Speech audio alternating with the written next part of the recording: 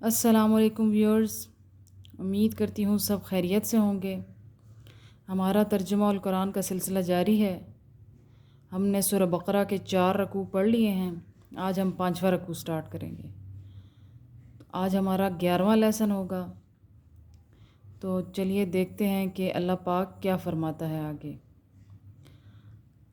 اعوذ باللہ من الشیطان الرجیم، بسم اللہ الرحمن الرحیم۔ یا بنی اسرائیل اذکروا، اے اولاد یعقوب یاد کرو، نعمتی میرا احسان، التی جو، انعمت میں نے انعام کیا، علیکم تم پر، واوفوا اور پورا کرو، بعہدی میرا وعدہ، اوفی میں پورا کروں گا، بعہدکم تمہارا وعدہ، وایایا فرحبون اور مجھی سے ڈرا کرو۔ یہاں کس کا ذکر ہو رہا ہے؟ بنی اسرائیل یعنی اولاد یعقوب کا۔ حضرت سیدنا ابراہیم علیہ السلام کے فرزند حضرت اسحاق علیہ السلام، جو کہ حضرت سارہ عراقیہ کے بیٹے تھے، ان کے فرزند حضرت یعقوب علیہ السلام کا لقب اسرائیل تھا۔ اسرائیل کا مطلب ہے عبداللہ یعنی اللہ کا بندہ۔ یہاں بنی اسرائیل یعنی یعقوب کی اولاد یعنی اس امت سے مخاطب ہے رب تعالیٰ کہ اے یعقوب کی اولاد تم یاد کرو۔ اللہ پاک انہیں اپنے احسانات یاد کروا رہا ہے اور یاد کروا رہا ہے کہ تم نے کیسے عہد کیا تھا کہ تم رب تعالیٰ کو ایک مانو گے، تم میرے سے کیا ہوا وعدہ پورا کرو، میں تم سے کیا ہوا وعدہ پورا کروں گا، اور مجھ ہی سے ڈرو، وآمنوا اور ایمان لاؤ، بما اسی پر جو انزلتو میں نے نازل کیا، مصدقا لما سچا ثابت کرنے والا ہے اس کو، معکم تمہارے پاس، ولا اور نہ تکونو تم بن جاؤ، اولا پہلا، کافرن بھی اس کا انکار کرنے والا، ولا تشترو اور نہ خریدو تم بآیاتی میری آیتوں کے عوض، ثمناً قیمت، قلیلاً تھوڑی، وایایا فاتقون اور مجھی سے ڈرا کرو۔ تو ویورز اس میں اللہ پاک کیا فرما رہا ہے کہ اس زمانے کے علماء جو تھے وہ اسلام کیوں نہیں قبول کرتے تھے، کہ اگر انہوں نے اسلام قبول کر لیا، اپنا پرانا اسلام چھوڑ دیا، تو جو لوگ ان کو ہدیات دیتے ہیں یا پیسے دیتے ہیں یا جو ان کی انکم ہے وہ رک جائے گی۔ اس لیے اللہ پاک یہاں فرما رہا ہے کہ صرف مجھ سے ڈرو، لوگوں سے نہیں ڈرو، اور تم میری آیات کو بیچو نہیں تھوڑی تھوڑی قیمتوں پر، یعنی تم دنیاوی فائدے کے لیے قرآن پاک کو بیچنے کا نہ سوچو یا دین کے بارے میں نہ سوچو، یہ قرآن پاک حق ہے۔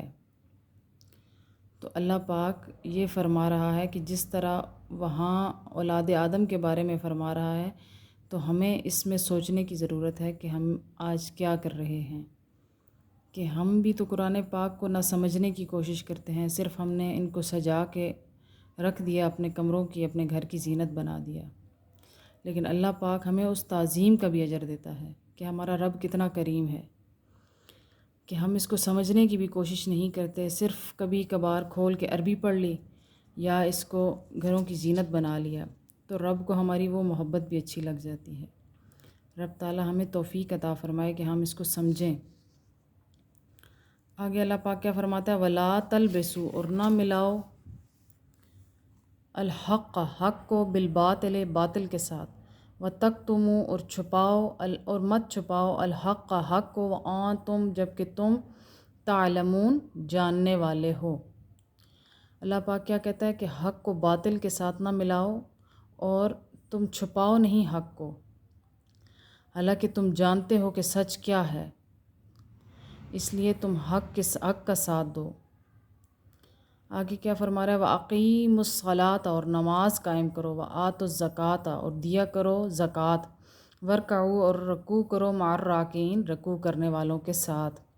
یہاں اللہ پاک نماز پڑھنے کا حکم دے رہا ہے اور زکوٰۃ ادا کرنے کا، اور وَارْکَعُوا مع الراکعین مطلب کہ نماز پڑھنے والوں کے ساتھ نماز ادا کرو، با جماعت نماز ادا کرو، اور نماز کا جو صحیح طریقہ ہے اس طرح سے ادا کرو۔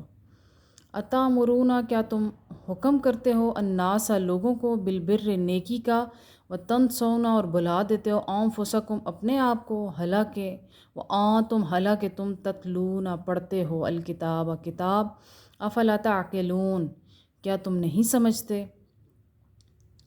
اللہ پاک یہاں بہت اہم بات کر رہا ہے۔ اللہ پاک کی ساری باتیں ہی بہت اہم ہیں، لیکن یہ ہمارے لیے غور طلب بات ہے کہ ہم لوگوں کو لمبی لمبی نصیحتیں کرتے ہیں لیکن اپنی ذات کو بھلا دیتے ہیں۔ ٹھیک ہے، لوگوں کو بھی نصیحت کرنے کا حکم دیا گیا ہے، لیکن سب سے پہلے اللہ پاک نے فرمایا ہے کہ اپنے نفس کا تزکیہ کرو، اپنے آپ پر غور کرو۔ لوگوں پہ عیب نکالنے سے بہتر ہے کہ اپنی ذات سے عیب نکال کے ان کو ٹھیک کیا جائے، اپنی نیتوں کے بارے میں سوچا جائے۔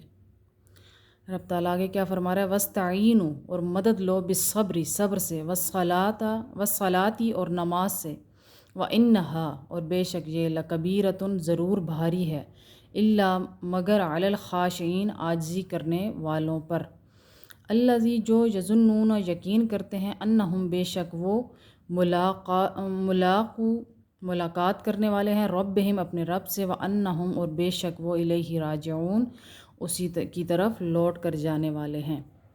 یہاں اللہ پاک کیا فرما رہا ہے کہ جب تم پر کوئی مصیبت آ جائے تو صبر اور نماز سے مدد مانگو، یعنی صبر کرو اور نماز ادا کرو، میرے حضور سجدہ کرو، مجھ سے بات کرو، مجھ سے اپنے دل کا حال بیان کرو، میں تمہاری مدد کروں گا، میں تمہاری پریشانی کو ختم کرنے والا ہوں۔